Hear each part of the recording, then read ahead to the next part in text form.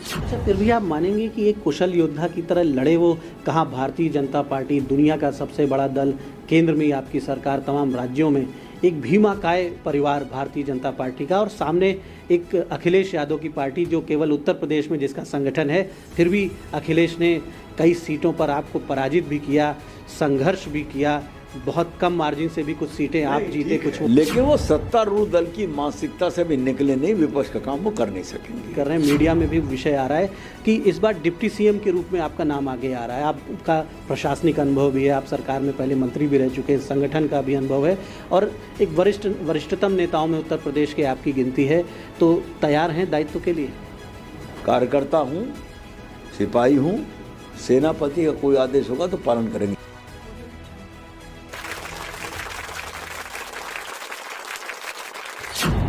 हमारे साथ भारतीय जनता पार्टी के वरिष्ठ नेता लक्ष्मीकांत वाजपेयी साहब मौजूद हैं और इनका नाम मैं आपको ना बताता तो भी आप जान जाते। इनका व्यक्तित्व, इनका पराक्रम, इनकी तपस्या, भाजपा में जो तपस्वी लोग हैं उनमें आपकी गिनती होती है। लंबे समय से भाजपा के संघर्षों के साथी रहे हैं। बहुत बहुत स्वागत है आपका वाजपेयी साहब द इंडियन ओपिनियन में। धन्यवाद आपका। ये जो जनादेश आया है, 22 का जनादेश, बड़ी प्रतीक्षा हो रही थी। 22 के चुनाव की चर्चा कई वर्षों से हो रही थी कि 22 में जनता कैसा आदेश लेगी, क्या जनादेश सामने आएगा, और तमाम चर्चाओं के बावजूद उत्तर प्रदेश की जनमानस ने फिर से भाजपा को अपना व्यापक समर्थन दिया है। तो इसका क्या मर्म है, इसके राजनीतिक निहितार्थ क्या है और सामाजिक निहितार्थ क्या है? वर्तमान का 2022 का चुनाव जो अभी कुछ दिन पहले निपटा है, इस चुनाव को मैंने एक नाम सोचा है। ये चुनाव है शोर बनाम खामोशी। राजनीतिक दल अपना अपना शोर करते रहे, लेकिन सामान्य मतदाता खामोश बना रहा। वो जो साइलेंस ही मतदाता की, वो भाजपा की जीत का मर्म है। भाजपा की डबल इंजन की सरकार ने लाभार्थी के रूप में घर की चौखट पर जो सुविधाएं पहुंचाई आम गरीब आदमी को, और बिना जाति, धर्म, पंथ, पूजा पद्धति के भेदभाव के, उस लाभार्थियों के ग्रुप ने भारतीय जनता पार्टी को अपना आशीर्वाद प्रदान किया है। अब वो दूसरी बात है, इस लाभार्थी का सबसे बड़ा लाभ अगर है तो किसी माँ को मिला, किसी बहन को मिला जो घर का नियोजन करती है। इस बार महिलाओं का मत प्रतिशत बढ़ा है और बढ़ा हुआ मत प्रतिशत भाजपा के पक्ष में गया है। इसके अलावा अच्छी कानून व्यवस्था, माँ, बहन, बहू, बेटी और व्यापारी सुरक्षित, सामान्य जन सुरक्षित, ये काम आदरणीय योगी जी की सरकार ने किया है। अपराधियों के मन में भय और आतंक पैदा किया है और सामान्य जनता के मन में सुरक्षा की भावना पैदा की, तो एक कारण हमारी जीतने का है। इसके अलावा योगी जी की सरकार ने जो विकास के आयाम स्थापित किए हैं आदरणीय नरेंद्र मोदी जी के निर्देशन में, वो सही मायने में अगर मैं कहूँ तो वो विकास इस सीमा तक गया था, और उस विकास को किसी जाति, धर्म, पंथ, पूजा पद्धति या क्षेत्र के आधार पर सीमित नहीं, सबके लिए व्यापक प्रभाव उसका पड़ा है। जनता ने इन सब बातों को देखकर भाजपा को अपना आशीर्वाद प्रदान किया। आदरणीय नरेंद्र मोदी जी और योगी जी के प्रति सामान्य जनता के मन में एक अगाध श्रद्धा पैदा हुई है। ये भरोसा पैदा हुआ है कि देश सुरक्षित है मोदी जी के हाथ में और प्रदेश सुरक्षित है योगी जी के हाथ में। उस भावना ने हमको इस प्रचंड बहुमत दिलाया है। और इतना ही मैं और कह सकता हूँ कि जनता की अपेक्षा ये है कि हमने जो वादे इस नए लोक कल्याण संकल्प पत्र में किए हैं उनको हम तेज़ी से पूरा करें, और हम करेंगे, हमारी मजबूरी है, क्योंकि 2024 का चुनाव सामने है। लोक कल्याण संकल्प पत्र के वो काम जो सीधे सीधे सामान्य जनता से जुड़े हुए हैं, उनको सरकार बड़ी तेज़ी से पूरा करेगी और पूरा करके 2024 का अपना मार्ग प्रशस्त करेगी। निसंदेह जनता ने, आपकी सरकार ने, आपकी पार्टी ने जो गवर्नमेंट दी थी 17 में, उसके कार्यों का मूल्यांकन किया और मूल्यांकन के बाद उसने अपना परिणाम भी जनता ने आपके पक्ष में जारी किया। उन कार्यों से जनता ने सहमति जताई। अब आपका संकल्प पत्र भी है, भाजपा की मूल विचारधारा भी है। उत्तर प्रदेश में इस बार समाजवादी पार्टी का परफॉर्मेंस भी बेहतर हुआ है और अखिलेश यादव ने भी ट्वीट करके कहा कि उनमें वो साहस है कि वो भाजपा को पीछे ढकेल सकते हैं, भाजपा की सीटें कम कर सकते हैं। और एक चर्चा चुनाव के पहले हो रही थी कि SC ST OBC नाराज़ हैं, ब्राह्मण नाराज़ हैं। उसके बाद भी आपने अच्छा परफॉर्मेंस किया लेकिन सीटें घटी। तो 17 की तुलना में 17 में जो उत्साह आपके पक्ष में था, 22 में वो उत्साह कुछ कम हुआ, सीटें कम हुई।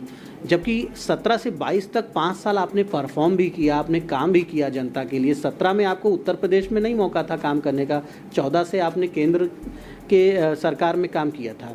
तो इधर क्या कमी रह गई जो सीटें घटी हैं?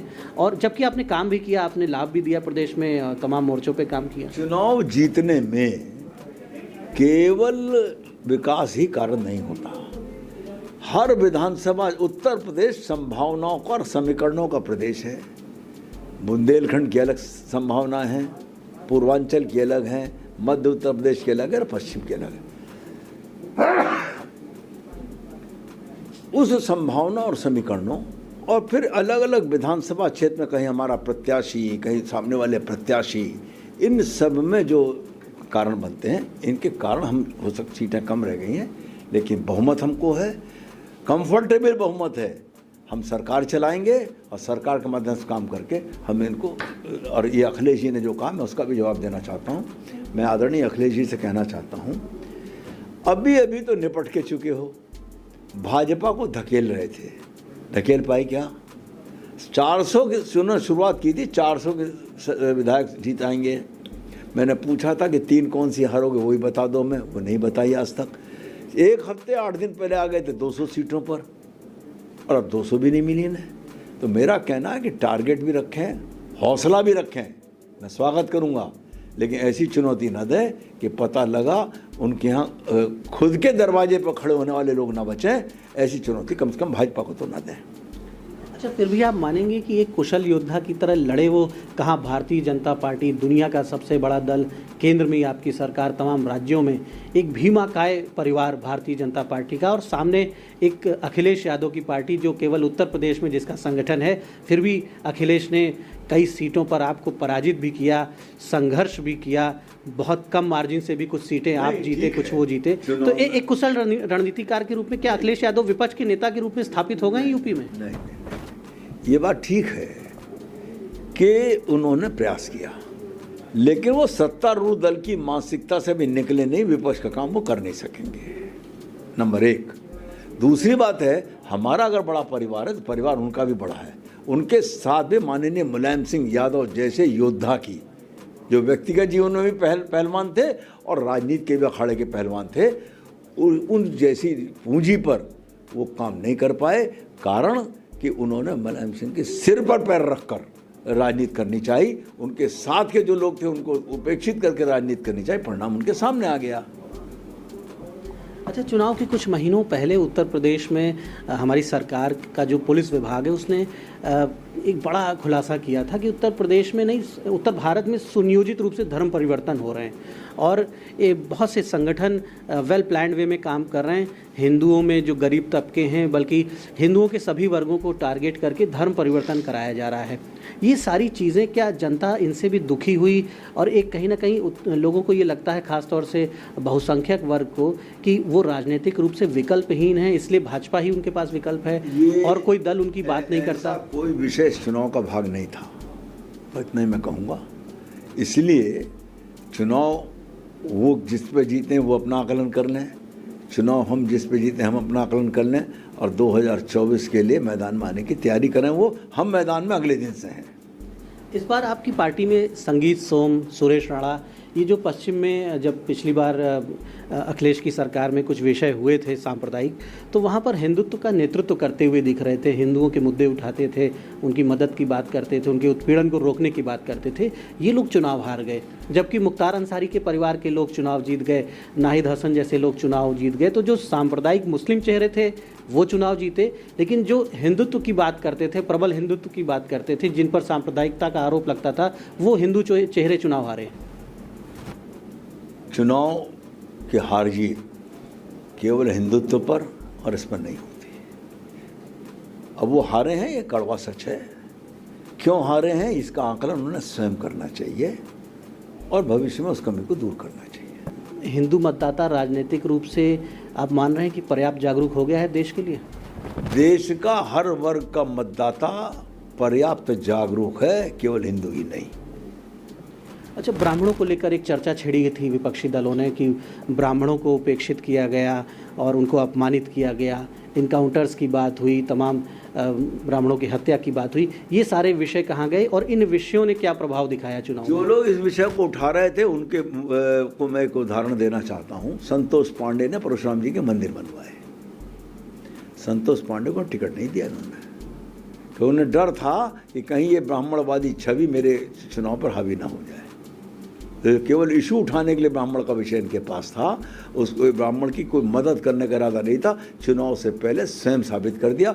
दूसरे अभिषेक मिश्रा का टिकट बदल दिया, वो भी तो परशुराम मंदिर वाले थे। और तीसरी बात यह कि दिखाने को परशुराम मंदिर को दर्शन करने अखिलेश जी गए थे, फरसा गिर गया था, उसने कह दिया था कि तुम्हें स्वीकार नहीं है। एक चर्चा आपको लेकर थी शुरू में कि आपने बड़ा योगदान दिया पार्टी के लिए, लेकिन सरकार जब 17 में आई यूपी में, उसके बाद बहुत से लोगों को राज्यसभा भेजा गया, एमएलसी भेजा गया, लेकिन आपको लंबे समय तक प्रतीक्षा कराई गई, उपेक्षित किया गया, इस तरह की भी बातें आई। मीडिया में जब चर्चा हुई तो फिर प्रदेश अध्यक्ष आपके यहाँ गए और आपको एक महत्वपूर्ण भूमिका बुला के दी। ऐसा कुछ नहीं है, मेरी कोई उपेक्षा नहीं थी। पार्टी कब किससे क्या काम लेना ये तय करती है।